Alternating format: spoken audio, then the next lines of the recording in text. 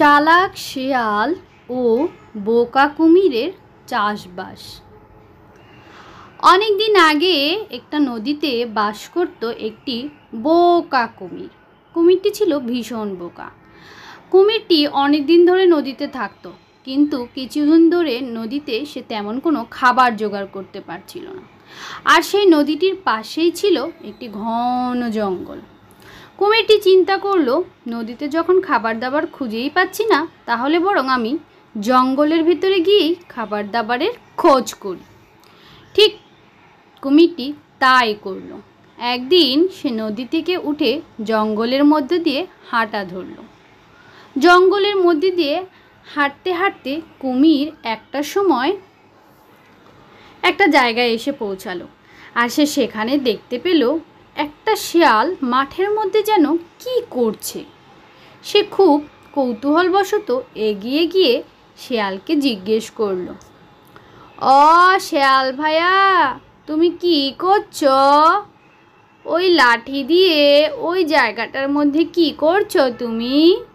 শিয়াল কুমিরকে দেখে এগিয়ে আসলো আর বলল, আর বলো না কুমির ভাই, যা অবস্থা হয়েছে জঙ্গলে, খাবার দাবারের তো কোনোই ব্যবস্থা নেই গো, কোনোই খাবার দাবারের ব্যবস্থা করতে পারছি না। তাই চিন্তা করলাম নিজের খাবার দাবারের ব্যবস্থা নিজেকেই করতে হবে। তাই ভাবলাম একটু চাষবাস করে ফসল ফলিয়ে নিজের খাবারের ব্যবস্থা নিজেই করি। এজন্য ফসল ফলানোর জন্য আমি মাঠে জমি চাষ করছি। কথাটা শুনে কুমিরের ভীষণ ভালো লাগলো। সেও তো খাবারের সন্ধানেই এই জঙ্গলের ভিতরে এসেছে। তখন সে শিয়ালকে বলল, ও শিয়াল ভাইয়া, তুমি কি আমাকে তোমার সাথে নেবে? আমিও তোমার সাথে ফসলের মাঠে কাজ করতে চাই।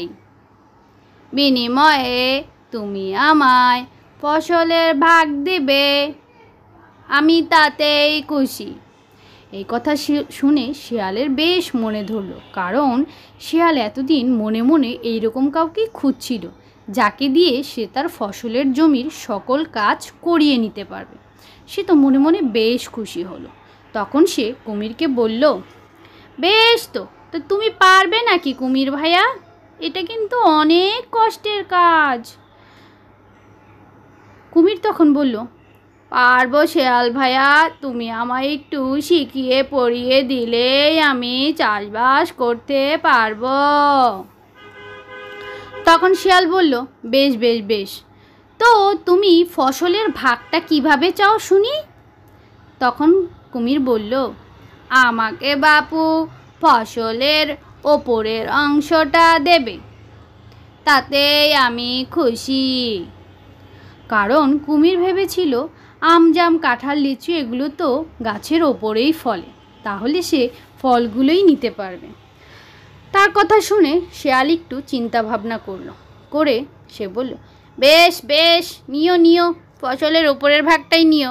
তবে জানো তো, এখন না আলুর মৌসুম চলছে। এখন যদি আলু ফলাই আমরা, তবে বেশ ভালো ফলন পাবো, কি বলো? কুমির শুনে বলল, ও বাপু, আমি বুঝিও না, আমি জানিও না, যা ইচ্ছে তুমি চাষ করো, শুধুমাত্র ভাগের সময় আমায় ওপরের অংশটা দিলেই হবে। এ কথা শুনে শিয়াল বলল, বেশ, তো আমরা এখন চাষের কাজ শুরু করি।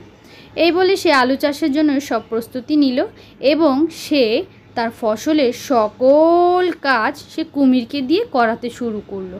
সে শুধু গাছের নিচে দাঁড়িয়ে দাঁড়িয়ে কুমিরকে এটা করো সেটা করো ওটা করো বলে বলে ব্যস্ত রাখতো, আর ফসলি মাঠের সকল কাজ বেচারা কুমিরকে দিয়েই করাতো। কুমির তো ছিল ভীষণ বোকা, সেও খুশি মনে করে যেত। সে ভাবতো যে ফসল ফললেই তো সে ওপরের অংশটাই নেবে, বোকা শিয়াল বুঝি কিছুই পাবে না। ঠিক কদিন পরেই খুব সুন্দর আলুর চাষ হলো, দেখে যা দুইজনেরই মন ভরে গেল। তখন শিয়াল বলল, বাহ বাহ কুমির ভাইয়া, বেশ ভালো চাষ করেছো, তুমি তো খুব ভালো চাষাবাদ করতে জানো। তো এখন সময় হয়েছে ফসল ঘরে তোলার। তার শর্ত অনুযায়ী তুমি তোমার ফসলের ওপরের অংশটা আগে নিয়ে নাও বাপু, তারপর আমি আমার ভাগের নিচের অংশটুকু নিয়ে নেব। এই শুনে কুমির ঠিক ঠিক সেই উপরের অংশ মানে আলু গাছের লতা পাতাগুলোই নিয়ে নিল। আর সে লতা পাতাগুলো নেওয়ার পরে নিচের অংশ শেয়াল অর্থাৎ মাটির নিচে থাকা আলুগুলো মাটি খুঁড়ে খুঁড়ে উঠাতে লাগলো। আর মাটি খুঁড়ে খুঁড়ে আলুগুলো উঠিয়ে যখন শেয়াল আলুগুলো ঘরে তুলছিল তখনই বোকা কুমির বুঝতে পারলো আসলে ফসল তো হচ্ছে গিয়ে আলুই, উপরের লতা পাতা এগুলো তো কিছুই কাজে আসবে না, এগুলো দিয়ে সে কি করবে। তখন সে মনে মনে আফসোস করতে লাগলো আর বলতে লাগলো, চালাক শেয়াল, তুমি আমায় ঠকালে। এত কষ্ট করে চাষবাস করে আমি কেবল লতা পাতাই পেলাম, আর তুমি কি না আলুগুলো নিয়ে ঘরে উঠাচ্ছ। বেশ, উঠাও, এর পরের বার আমি আর তোমার চালাকির কাছে ঠকবো না। ঠিক কদিন পরে আবার দুইজন দেখা করলো এবং আবার কি চাষ করবে সেটা নিয়ে আলাপ আলোচনা শুরু করলো।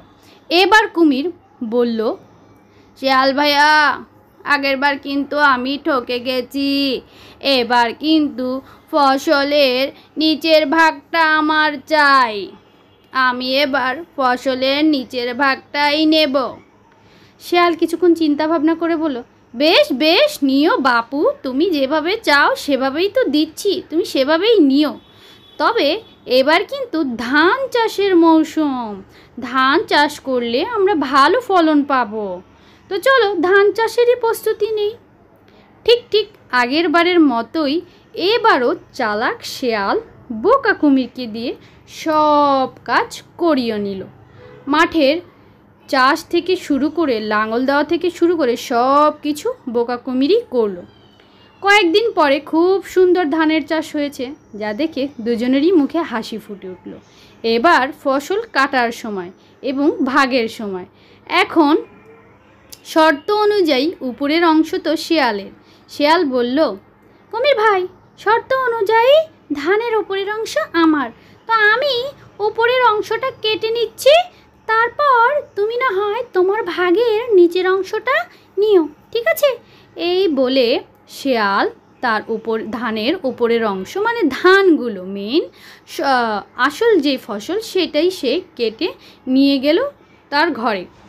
আর বোকা কুমির পড়ে রইল ধানের নিচের অংশ মানে ধান গাছের শেকড় আর নাড়াকুড়া নিয়ে।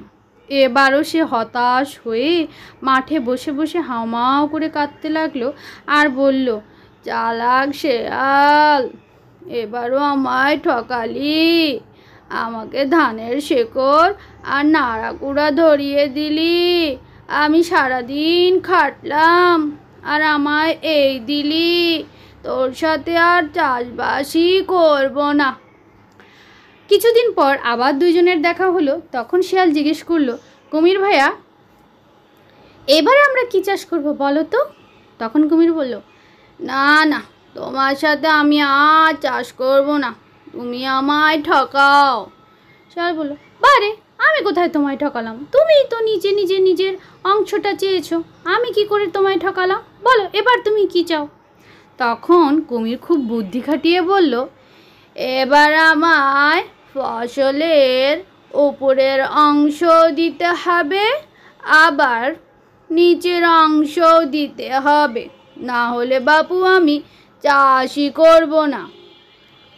চালাক শেয়াল কিছুক্ষণ চুপ থেকে ভেবে নিয়ে বলল, বেশ বেশ বেশ বাপু, তুমি যেভাবে খুশি হও সেভাবেই নিও, তবে এবার কিন্তু আখ চাষের সময়, জানো তো সামনে বর্ষাকাল, আর এই সময় আখের ফলন বেশ ভালো হয়।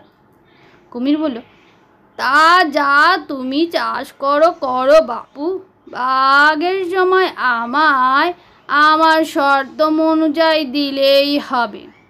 এই বলে ঠিক ঠিক আগের মতো আবার বেচারা কুমিরকে খাটিয়ে নিল শেয়াল, সব কাজ করিয়ে নিল।